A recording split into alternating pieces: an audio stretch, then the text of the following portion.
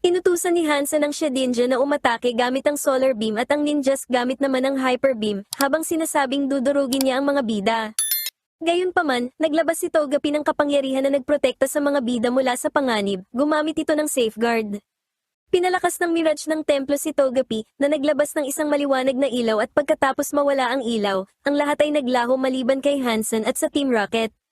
Nagulat ang Team Rocket, pero ngumisi si Hansen at hiniling sa Team Rocket na sumama sa kanya. Ang mga bida ay nasa ibang lugar na, kung saan naniniwala si Miranda na sila ay nasa loob ng Togepi Paradise.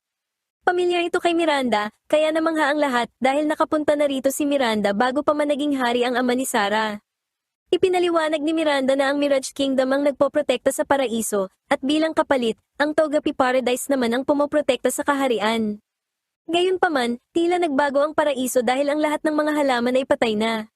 Nagpatuloy si Miranda at itinuro ang mga Togepi na ipinapanganak dito, lumalaki bago makipagkita sa mga tao sa labas ng paraiso, at bumabalik kapag tapos na ang kanilang misyon.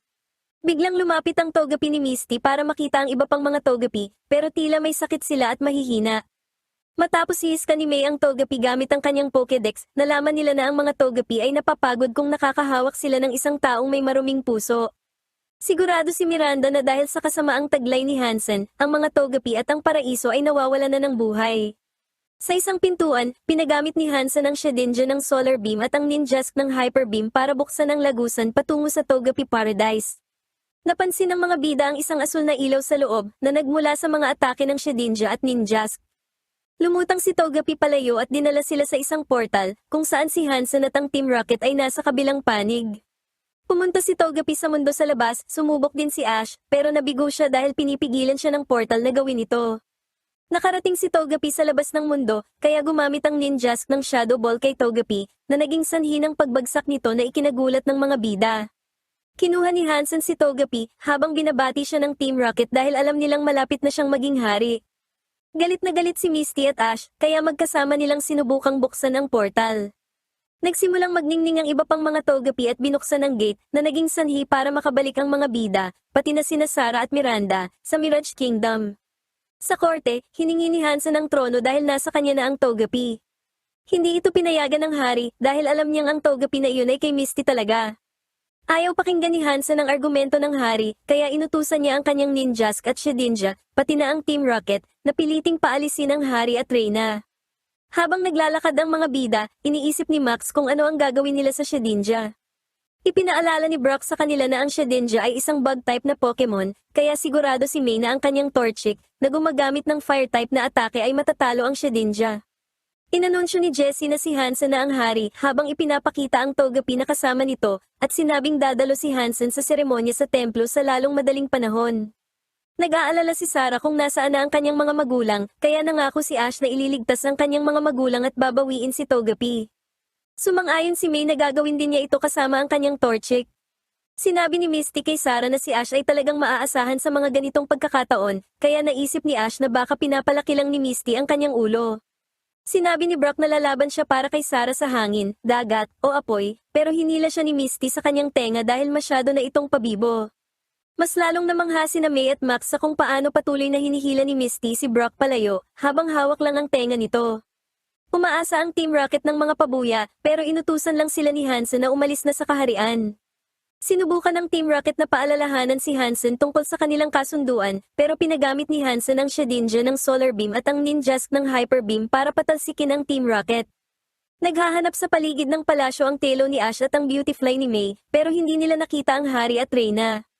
Dahil wala na silang oras, nakiusap si Brock kina Misty, May, at Ash na iligtas si Togepi, habang ang iba naman ay pupunta sa palasyo para iligtas ang Reyna at ang hari. Sinimulan ni Hansen ang seremonya, inilagay si Togepi sa isang pedestal at pinangalanan ng sarili bilang hari. Eksaktong lumitaw muli ang Mirage ng palasyo sa langit. Bumalik ang Team Rocket sa Mirage Kingdom dahil bad trip sila na tinraidor sila ni Hansen. Nakita nila sina Brock, Max, at Miranda na naglalakad, kaya binalak nilang bawian si Hansen sa pamamagitan ng pagtulong sa mga bubuwit. Nagpanggap sina Jessie at James bilang mga fortune teller at pinatingin sina Brock, Miranda, at Max sa basement ni Hansen gamit ang bolang kristal. Naisip ni Miranda na maaaring totoo ito, pero bigla na lang naglaho ang Team Rocket. Tinaas ni Hansen si Togepi at inutusan itong gumamit ng metronome para buksan ang gate patungo sa Togepi Paradise. Lumitaw ang Talo sa harap ni Hansen na tinawag naman ng Shedinja at Ninjask. Dumating din sina Misty, Ash, May, at Sarah na handa na para sa labanan. Sinubukan ni Sarah na hikayatin si Hansen na itigil ang kanyang mga plano, pero inutusan lang ni Hansen ang Ninjask na umatake. Inilabas ni May si Torchic na gumamit ng Ember sa isa sa mga Ninjask. Gayunpaman, tinamaan ng isa pang Ninjask si Torchic gamit ang Shadow Ball, kaya ibinalik ito ni May sa Pokeball. Gumamit si Pikachu ng Thunder na agad na tumalo sa dalawang Ninjask. Gumamit ang Shedinja ng Solar Beam pero pinigilan ito ng safeguard ng mga Togepi mula sa paraiso na lumutang pababa mula sa mirage ng templo. Ibinahagi ng mga Togepi ang kanilang lakas sa Togepi ni Misty na nasa kamay ni Hansen. Dahil dito, ang Togepi ni Misty ay nag-evolve at naging isang Togetic. Natutuwa si Misty na maayos ang kalagayan ni Togetic habang hinikayat naman ni Togetic ang ibang mga Togepi na labanan si Colonel Hansen na bad trip sa Togetic dahil sa pag-evolve nito. Gumamit ang Shedinja ng Solar Beam pero gumamit ang mga Togepi at si Togetic ng Safeguard. Sinabi ni Hansen na ang Togetic ay kaya lamang protektahan ang kanilang sarili na walang silbing kapangyarihan. Ipinaalala ni Sarah kay Hansen na sina Misty at ang kanyang mga kaibigan ay nagpakita ng kabutihan sa mga Togepi at Togetic, bagay na hindi mauunawaan ni Hansen na siyang nagbibigay ng lakas kay Togetic. Lalong lumakas ang safeguard at kinansela nito ang atake ng Shedinja. Inilabas ni Misty ang Gyarados na ikinagulat ni Ash dahil meron na pala siya nito. Gumamit ang Gyarados ng Flamethrower na tumalo sa Shedinja dahil hindi ito kayang kontrahin ng kanyang Wonder Guard. Galit na galit si Hansen pero dumating ang Hari at Reyna kasama ang mga gwardya para parusahan si Hansen sa kanyang pagtataksil. Natuwa ang Team Rocket sa parusang nararapat kay Hansen. Kalaunan, bumalik na ang mga Togepi sa paraiso. Ang hiling ni Togetic ay manatili sa Togepi Paradise para protektahan ang kaharian mula sa anumang pinsala. Suportado ni Misty ang ideyang ito at ipinaalala kay Togetic na kailangan din itong protektahan ng Mirage Kingdom at pati na si Sarah. Nagbigay si Misty ng huling yakap kay Togetic bago ito pumunta sa paraiso. Matapos pumasok ang mga Togepi at si Togetic sa Togepi Paradise, nawala na ang Mirage. Nangako si Sarah kay Misty na ipagtatanggol ang paraiso. Napansin ni Sarah na may isang Togepi na hindi bumalik pero sinabi ni Misty na ito na siguro ang Togepi na dapat mahanap ni Sarah para maging tagapagmana ng trono. Kinumpirma ito ng Togepi at tumalon sa mga bisig ni Sarah. Kinabukasan, sinabi ni Misty na kailangan na niyang bumalik sa Cerulean City.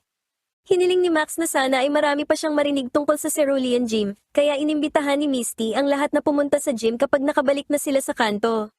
Nangako si Ash na mananalo sa Hoenn League at si May naman ay mananalo sa mga Pokemon contest. Lumipad si Misty sakay ng Zeppelin patungo sa Cerulean City habang kumakawi sa kanyang mga kaibigan. Naibalik na ang kapayapaan sa Togepi Paradise at nag-e-enjoy si Togetic sa lugar na yon. Nagpatuloy na ang mga bida sa paglalakbay patungong Falarbor Town. Gayunpaman, masyadong matindi ang init para sa kanila, at ayon kay Brock ay wala na silang tubig. Dahil malayo pa ang susunod na bayan, nahimatay si Pikachu dahil sa dehydration, at isa-isang bumagsak din ang lahat. Gayunpaman, may isang Pokemon na lumapit sa kanila. Maya-maya, nasa loob na ng isang lodge ang mga bida, nagpapasalamat sa pamilyang nagligtas sa kanila at nagbigay ng pagkain at tubig. Binigyan ng batang babae ng tubig si Max at sinabing cute ito na naging sanhi ng pamumula at kaba ni Max. Sinabi ng lalaki na ito lang ang tanging bahay sa malawak na lupain na ito at bihira silang magkaroon ng bisita. Sinabi ng matandang babae na nakita sila ni Victoria habang nagbubukid kasama ang kanyang camera. Nabalitaan ni Victoria mula kay Victor na gustong sumali ni Ash sa Hoenn League. Nabanggit ni Victoria na ang kanilang panganay na anak na si Vito ay umalis 2 buwan na ang nakalipas para maging Pokemon League champion. Naglalakad ang Team Rocket sa ilalim ng matinding init at bumagsak din sila. Isang binata ang dumating at nag-alok sa kanila ng pagkain. Sinabi ng binata na maswerte sila dahil nakita niya sila dahil walang ibang nakatira doon bukod sa kanyang pamilya. Nagtaka ang Team Rocket kung bakit siya naglalakad sa labas. Ipinaliwanag ng binata na iniwan niya ang kanilang tahanan para maging Pokemon League champion dahil iyon ang kanyang pangarap. Gayunpaman, na-realize niya na mas gusto niyang mag-alaga ng Pokemon kaysa sa pakikipaglaban. Alam ng binata na inaasahan ng kanyang pamilya na babalik siya bilang isang champion at ayaw niyang biguin ang mga ito. Ganoon din ang nararamdaman ni James dahil ayaw din niyang tuparin ang mga inaasahan ng kanyang pamilya. Nangako si James na tutulungan niya ang binata na kausapin ang pamilya nito, pero sinabi ni Vito na hindi yun magagawa ni James kapag nakita na nito ang kanyang lola. Nag-alok ng tulong ang mga bida bilang pasasalamat. Sinabi ng matandang babae na maaari nilang labanan ang buong pamilyang Vince Strait, ang lola na si Vicky, sina Victor, Victoria, at ang kanilang anak na si Vivi. Nagulat ang mga bida pero tinanggap nila ang hamon. Nabanggit ni Victor na ang kanilang anak na si Vito ay umalis at napakalakas nito. Dahil nakakabagot na ang pakikipaglaban sa sariling pamilya, gusto nilang labanan ang mga bida.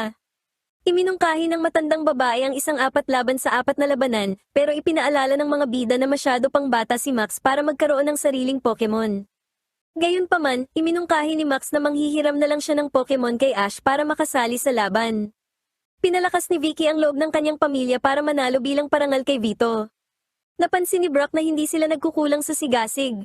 Sa battlefield, hinarap ni Victor si Brock. Inilabas ni Victor ang Zigzagoon, habang inilabas naman ni Brock ang Mudkip. Gumamit ang Mudkip ng water gun, pero naiwasan ito ng Zigzagoon. Gumamit ang Zigzagoon ng Thunderbolt at tinalo ang Mudkip sa isang iglap. Ipinaliwanag ni Vivi na sadyang tinuruan ng Thunderbolt ang Zigzagoon para makapagbigay ito ng kuryente sa kanilang generator. Natutuwa si Victor na nanalo siya dahil kung hindi ay pagtatrabahuhin siya ni Vicky ng isang buwan. Narinig yun ni Vicky, pero kinakabahang sinabi ni Victor na wala siyang sinabi. Oras na ni May at Victoria na maglaban. Inilabas ni Victoria ang Roselia na nagpaalala kay May kay Drew at sa Roselia nito, at napansin ni Max na naging porsigido ang kanyang kapatid. Inilabas ni May si Beautyfly na gumamit ng Gust at pagkatapos ay tuluyang tinalo ang Roselia gamit ang Silver Wind. Inamin ni Victoria na hindi siya kailanman nananalo sa mga labanan, pero sinabihan na pala siya ni Vicky na huwag gamitin ang Roselia. Sina Vivi at Max naman ang susunod, kaya nagpa siya si Max na hiramin ang Corphish ni Ash. Sinabi ni Max na kahit hindi pa siya isang trainer, gagawin niya ang kanyang makakaya para manalo. Ganoon din ang nararamdaman ni Vivi at nangakong magiging magkaibigan pa rin sila kahit sino pa ang manalo. Namula si Max, kaya naisip ni May na in love ang kanyang kapatid kay Vivi. Inilabas ni Vivi ang Marill at si Corphish naman ang kay Max. Sinabihan ni Max si Corphish na i-block muna ang mga atake, pero sumugod si Corphish at agresibong inatake ang Marill hanggang sa matalo ito. Nagalit si Vivi at sinabing hindi na niya gusto si Max. Nawasak ang puso ni Max, kaya sinubukan itong pasayahin ni Ash sa pamamagitan ng pagpuri sa pagkapanalo nito. Hindi natuwa si Max, kaya sinabi ni May na hinati ng Corphish ang puso ni Max gamit ang labanang ito. Sina Ash at Vicky naman ang susunod. Sinabi ni Ash na alam niyang kahit matalo siya ay magiging tabla lang ang resulta, at ginagawa lang nila ang labanang ito bilang pabor sa pamilya, pero gusto pa rin niyang ibigay ang lahat para manalo. Lumitaw ang Team Rocket at si Vito sa likod ng bahay. Sumigaw si Meowth, pero pinatahimik siya ni Vito, habang nangako naman sina Jessie at James na ipapaliwanag ang lahat sa lola ni Vito. Tiningnan nila ang loob ng bahay at walang nakitang tao, kaya hinala ni Vito na nasa battlefield ang mga ito. Pinanood ng Team Rocket at ni Vito ang laban, at nakitang tila isang malakas na tao si Vicky. Inilabas ni Vicky ang camera, habang si Ash naman ay si Pikachu. Gumamit si Pikachu ng Thunderbolt na tumama sa camera, pero hindi ito tinablan dahil ito ay isang ground type na Pokemon. Gumamit si Pikachu ng Quick Attack na nagpatalsik sa camera. Hinikayat ni Vicky ang camera na tumayo, sinasabing dapat itong manalo para sa karangalan ni Vito na maaaring nanunood. Tumayo ang camera na ikinatuwa ni Vicky dahil iniisip niyang magiging proud si Vito. Gumamit ang camera ng Sandstorm at pagkatapos ay takedown. Gayunpaman, gumanti si Pikachu gamit ang Iron Tail na tumama sa mukha ng camera. Biglang nagsuot ng mga security hat ang pamilya ni Vicky, sinasabing magiging mainit ang paligid. Ipinaliwanag ni Vicky na nagagalit ang camera kapag tinatamaan sa mukha at gumagamit ito ng eruption. Sinubukan ng mga bida, ni Pikachu, at ng Team Rocket na iwasan ang mga bumabagsak na bulalakaw mula sa likod ng camera. Nagalit ang Team Rocket at tumakas, inabandona na nito ang plano na makipag-usap kay Vicky. Habang hinahabol ng camera si Pikachu, ipinaliwanag ni Vicky na kapag nagalit na ang camera ay mahirap na itong pigilan. Nadulas si Pikachu, kaya tumalon ang camera sa ibabaw nito at dumiretso sa bahay ng pamilya. Labis na natakot si Victor sa ideyang masisira ng camera ang mga pananim, kaya hinabol ng mga bida ang camera para pigilan ito. Nakita ni Vito na kailangan niyang tumulong kaya inilabas niya ang Alakazam na gumamit ng rain dance. Nang kumalma na ang galit nito, huminto ang camera at kumain na lang ng mga pananim. Pinuri ni Vito ang Alakazam sa magandang trabaho nito. Kahit nakansela ang laban, hinayaan ni Vicky na si Ash ang maging panalo sa kanilang laban. Iniisip ni Vito kung saan nagpunta ang Team Rocket nang bigla niya itong makita na nakasakay sa balon. Hinuli ng Team Rocket si Pikachu gamit ang isang mechanical na kamay at binanggit ang kanilang moto. Gumamit si Pikachu ng Thunderbolt pero hindi tinatabla ng kuryente ang mechanical na kamay. Sinisi ni Vito ang kanyang sarili sa gulong idinulot ng Team Rocket, kaya pinagamit niya ang Alakazam ng Psychic para wasakin ang kamay, at ibinalik si Pikachu sa mga bisig ni Ash. Gumamit ang Team Rocket ng isa pang kamay para nakawin si Pikachu, pero nagpadala si Vito ng Swellow para gumamit ng wing attack sa balon na nagpatalsik sa Team Rocket. Ipinaliwanag ni Vicky sa mga bida na may isang mabuting loob na tumulong sa kanila, kaya nalaman ni Vito na alam ng kanyang lola na nandoon siya. Humingi ng paumanhin si Vicky dahil pinilit niya si Vito na maging isang Pokemon champion, at sinabi na ang gusto lamang niya ay ang pinakamabuti para kay Vito. Sinabi din ni Vicky na kung mahahanap ni Vito ang kanyang pangarap sa kanyang paglalakbay ay dapat niya itong tuparin, at lagi niyang tandaan na nasa likod lang niya palagi ang kanyang pamilya. Umalis si Vito, malungkot na hindi man lang niya nakausap ang kanyang pamilya, pero nangakong sa susunod na pagbabalik niya ay nakamit na niya ang kanyang mga pangarap. Paalis na ang mga bida, pero kailangan nilang magmadali dahil nagsisimula na namang magalit ang kamera para gumamit ng eruption.